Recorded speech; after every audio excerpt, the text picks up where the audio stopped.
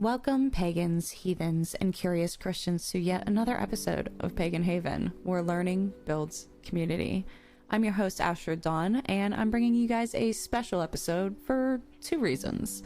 One, because we hit 1,000 listens on our podcast, which is just crazy. And that's not even calculating everything else. It's just what the Anchor app tells me. The Anchor app tries to give me a rough estimate about I don't know why it tells me gender, because I really don't care what gender you guys are that's listening, but it tells me where you are from in the world, like the regions, like what country and area that you're from, and how many listens per episode and whatever. And we hit 1,000 with the last episode being dropped, and that's just crazy. So thank you all so much for listening to us and enjoying us and leaving your comments that you do, because I do enjoy your comments. And the second reason for this podcast being released today is, well, it's being recorded today, it would be released tomorrow, but the reason for this episode is because there has been one question that has been asked so many times to me, whether it's on TikTok, whether it's on the comments here on the podcast or on YouTube, but the one thing I hear most often is, help, I'm a new pagan, where do I begin? In witchcraft, each witch has a speciality, whether it's a potions type of witch, or maybe they do enchantments, or they specialize in different kind of things. My speciality is walking people down their path, helping people during their time of awakening, which is what it's called whenever you start realizing your spirituality. Whenever you start getting curious about paganism, it's called the Age of Awakening. And I help people during that time, between guided meditations, between vision quests, just having one-on-one talks. Because I try to explain to people that I am not guiding people in Norse mythology. I'm guiding people in paganistic beliefs. I'm not going to tell you that you need to follow Freya or follow Odin because it's Norse mythology and that's what I believe in. I'm going to talk to you. I'm going to sense what deity is keeping an eye on you, who's kind of sticking around and kind of hovering around and getting a feel for you. I'm going to see what you're comfortable in, what you feel drawn to. When you're joining paganism and when you're having your awakening, the best thing to do is to do your research. And I always tell people that, and that's not like sitting down with a book and reading a book. It can be that, but it can also be listening to podcasts like you're doing right now, listening to my podcast, where I'm going to tell you my interpretation of everything and what I deal with on a day-to-day basis. And then you can listen to other people's podcasts that explain different things. But I always tell people to be cautious when you're looking at different podcasts and like actual people teaching, when it's like on TikTok and stuff. Because we were talking about this in our Discord the other day, and one of me and my admins were talking, and we said we've been seeing a lot of fake recently on TikTok, on the internet. Just a lot of fake witches doing fake magic and leading people down the wrong path, and it's sad.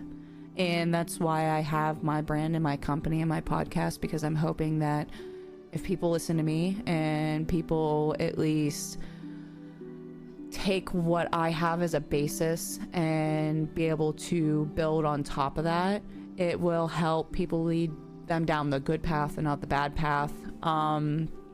Because, you know, you see all these crazy things. You know, you see these white supremacies using paganistic symbols and stuff like that, and just the misunderstanding of even Satanism in general. It's just, the more you know, the more you can understand, and the more you can, I guess, feel comfortable with the world around you. Because I feel like the more I learned about paganism, the more I understood the world, and the more at peace I could feel about it, especially in nature, when you're feeling that energy.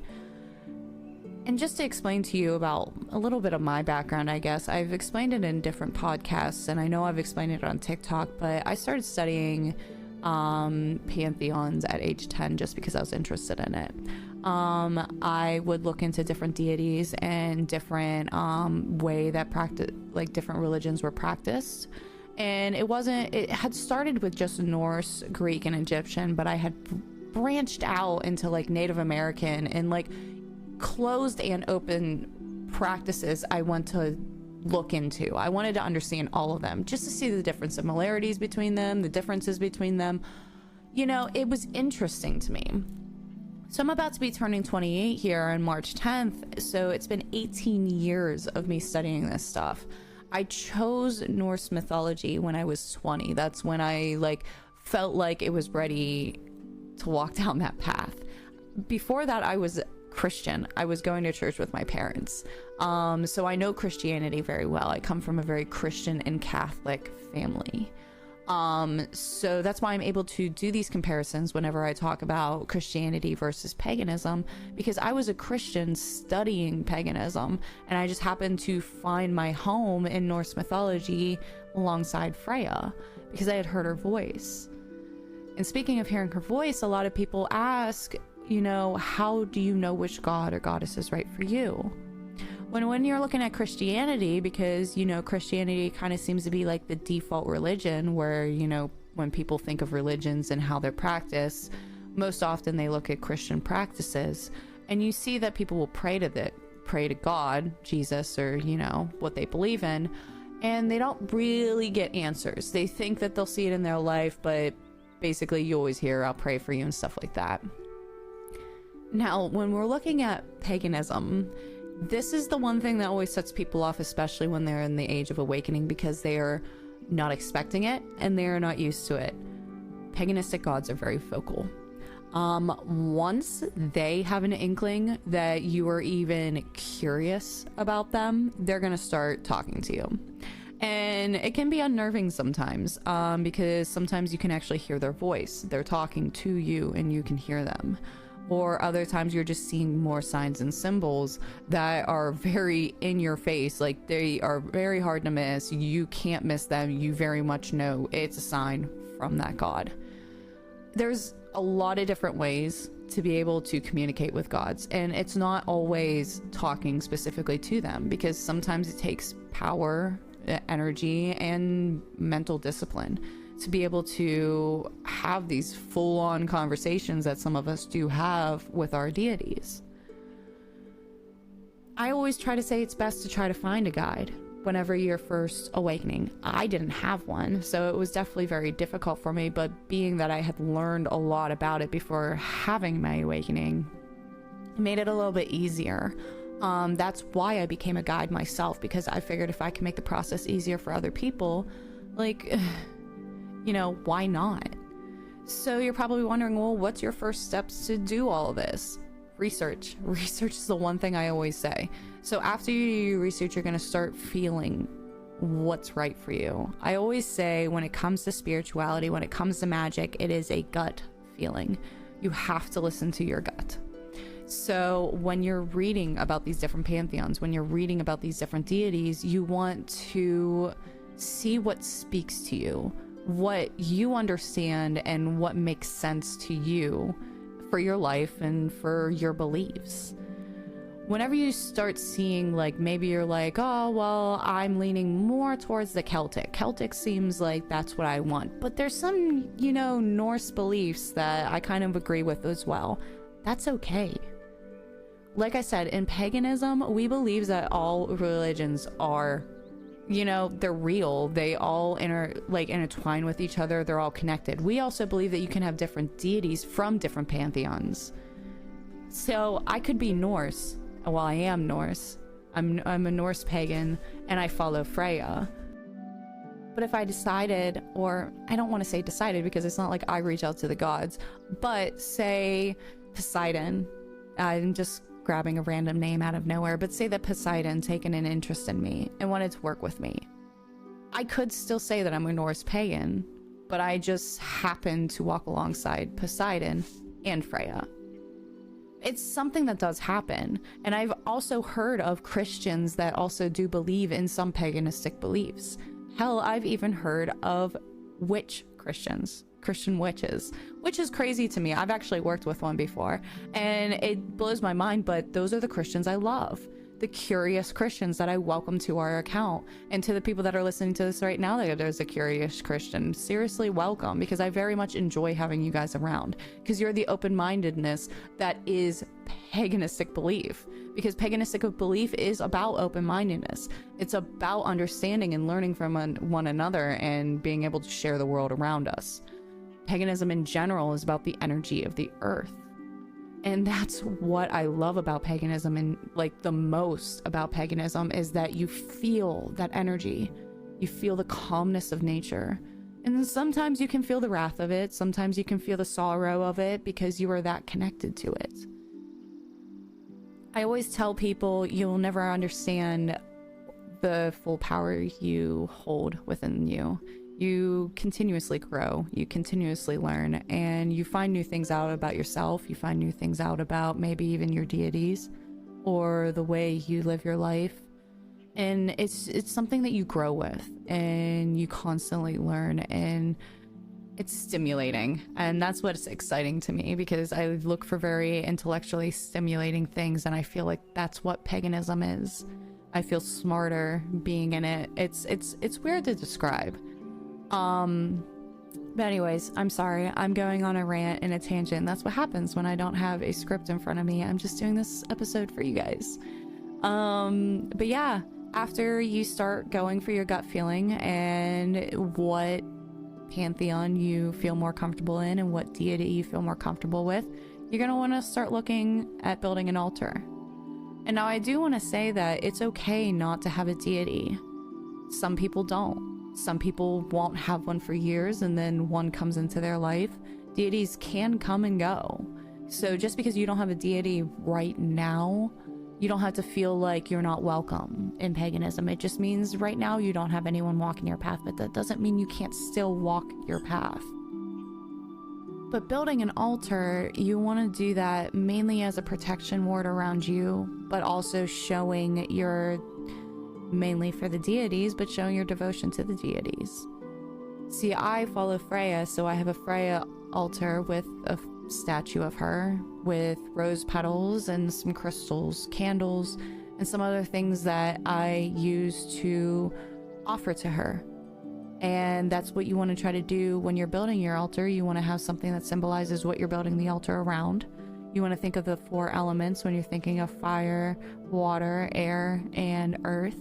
I have bark and seeds and other things on my altar, and you want to try to make sure those things that are on your altar are symbolizing what you're looking for, because there's different things that you could be looking for. Protection, you could be looking for some manifestation, and that's where research comes into. If you don't understand what each thing symbolizes, you want to look into it, and it's not hard to be able to do. Googling things isn't the most horrible thing to do, but just keep in mind when you're Googling things, you want to fact check them. You want to see if at least you can find 3 different things that all say the same thing. Then you can understand that it is actually correct, because there is a lot of false information out there and it's hard to sift through it all. And that's why I try to do it for you guys. If you guys would like me to talk more about building of altars and stuff like that, I could definitely do that in another bonus episode. So you could always leave a comment about that, and I will definitely think about doing it. So after you're building your altar, obviously, like, you're gonna start your journey. There's different things that you could do, whether it's just trying to communicate with your god, reaching out to other pagans to be able to talk with them and see what their path is. It's a constant growth and journey thing. You're constantly learning, you're constantly, I will say nature's the one thing. You'll find yourself constantly in nature. It's where nature walks come in that I feel at home, by a river. Honestly, that's where I feel more at peace. But I also, at some point, would like to set up, after I recover from my surgery, would like to set up a thing that you guys can apply for me to do a guided meditation with you. It's something that I could only do once a week because it does cost a lot of energy for me to do with my witchcraft. But I would like to do it because I enjoy being able to do these guided meditations. I've had people that were skeptics, that didn't believe in paganism in general, just thought it was a bunch of like crazy talk and that I was crazy, and then we did the guided meditation, and it's not that they believed me afterwards, but they didn't disbelieve me anymore. Because the way I do my meditations is I kind of don't let you know much. I don't want you to think that I am gathering information or, you know, doing that thing that most people do whenever you go to psychics and stuff like that. I want you to see that this is real. So I always come into it saying a general expectation of how we're going to do the meditation, what the process is, and then after the meditation is over, I will explain what I saw on the vision quest, what I felt during the meditation, and that's when the eyes open, because I share my energy so that you can more often than not see and feel what I feel and see. So being able to say it back to them, it kind of makes them believe a little bit more. I enjoy doing it. I've done it for a really long time. I can talk to spirit guides, spirit animals. I can talk to different deities who decide to talk to me. And I can help people find their spirit animals as well by doing these guided meditations, which is always nice because spirit animals are amazing to have. And I did an episode before in the podcast called Familiars and Spirit Guides, which you definitely should check out if you're interested. But I would like to set it up so I could do that in the future for you guys. It would be something that would be enjoyable for me, and I'm sure it would be able to help other people out. But yeah, that's just a quick intro to paganism, to the steps that you need to take when you're new into paganism, and what's going to work best for you. Like I said, it's all about gut feeling. And I will say going into witchcraft was definitely a plus for me because I was never a confident person, and the only way you can practice magic is being confident. So it's definitely helped me out in my journey, and just the peace that you find and the different ambitions in your destiny that you start to untwine. The world of magic is crazy because I always tell people before you start learning about paganism and magic in general, you're so closed off to what the world is really like around you. And once you start learning the magic of the earth itself, it just opens your eyes to a different type of world that is around you. And it's amazing to be a part of. And I'm so honored that I can sit here and I can guide people on their journeys. So that's going to bring us to the end of this episode. Before we go, I do want to thank everyone because of last episode, me talking about my birthday coming up March 10th and either my surgery being on my birthday or me having to recover from surgery on my birthday, that I was hoping for birthday presents. I do them every year on TikTok where I put up my wish list on TikToks for people to buy me presents for my birthday, and it's always something I look forward to every year. But this year it's just meant so much to me because of the fact that this is such a big major decision that I had to make, and it's going to change my life, and it's going to be an uphill battle, and I've been feeling alone. I have, and your guys' presents, I'm sorry I keep saying and it's just horrible, but the presents you guys are sending me, it's just, it makes me feel a little less alone, and I do appreciate it. Which I was also very, very excited because I had added my new PC gaming into my gaming setup into my wish list, and people started buying it, and now all I need is a monitor and a chair, and I have my first gaming PC set up, which is also very exciting because people always ask, how can you help support the show? There's a lot of different ways that you can help support the show. Some cost money and some don't. So first I'll talk about the one that everyone hates, is the one that costs money. We have our Astra's Army store on Etsy. You can look at our merch that we have dropping on March 1st, which I'm excited about because it is the last merch line that I'm dropping that is my designs. After this, our contracted artists are going to be dropping our merch designs, and I'm so very excited because both of them are very talented artists. We are still looking for one more artist to contract to us. And if you would like to apply for that, go ahead and check out our links in our bio, and you will go over to the About Us section, go onto that page, and that's where you can apply for the application. It will explain the job in more detail and explain more about what my brand as a company is doing here. Also, to the money aspect is getting that PC finished. The PC has been a huge help, borrowing my roommate's PC. It's really been able to do a lot more with my brand and my company, just as in general, more than I can do on my laptop, obviously. And being able to have my own setup will be able to help me tremendously, because I'll be able to actually do more of my editing on the PC. I can't do that on my my roommate's PC. I can record things, but I can't do all the full editing and stuff that I want to do. So that's also a big help, because that's going towards helping for you guys, the podcasts and the videos and everything else that I'm going to be working on. We also do have Cash App and PayPal on there if you want to send money contributions, but that's nothing that I really look for. I prefer you spend your money and get something in return. So that's when I say look at those wish lists that help provide for the company.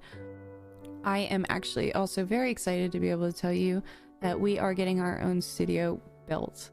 It's so very exciting that it's actually going to be under construction. It's not under construction yet, but we're going to have it for the summer, and I am so excited to get this built. I'm going to have access to a woodworking shop so that I can do custom, like, whatever I need to inside the building that I'm going to be working in. And we're going to set up a wish list for that, dropping sometime in the spring, for you guys to help decorate the studio, help us out with the studio. So I look forward to that. I'm very excited to have my own studio for this. And be able to actually get properly recorded videos, because I miss that. I miss that after I had to move from my old apartment to come live with my best friend. I don't have anywhere to record anymore, so I can't do that for you guys. But I look forward to that this summer, having our own studio and everything. But yeah, those are some of the paid ways to help support us. The other ways to support us that doesn't involve money at all is giving us ratings, giving us likes, doing the commenting, following us on our pages, our Facebook pages, our YouTube our YouTube account, our Instagram account. We're gonna do giveaways. Speaking of giveaways, there's a contest going on right now on TikTok. If you go over to my TikTok page, you'll see that there is a contest to be a guest in our next podcast. Our next podcast is finally going to be the family tree of Loki. And I thought of it being a cool idea that after I explain a specific god or goddess, being able to have someone who actually follows that deity and explain to you what it's like to work with them and what they do with that deity, so that you guys could get that firsthand experience. So if you follow either Loki's wife, I'm always so bad at saying her name, Fenrir, or Jormungandr, and you would like to be on my next podcast, all you have to do is record a video on TikTok, because I'm also working on another project. We're doing two birds, one stone here.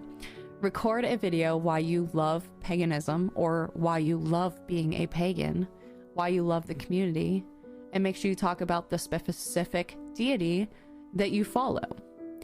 Whenever you go to post that video, make sure you're using the hashtag Astrid's Video Project. If you do not use that hashtag, I will not see the video.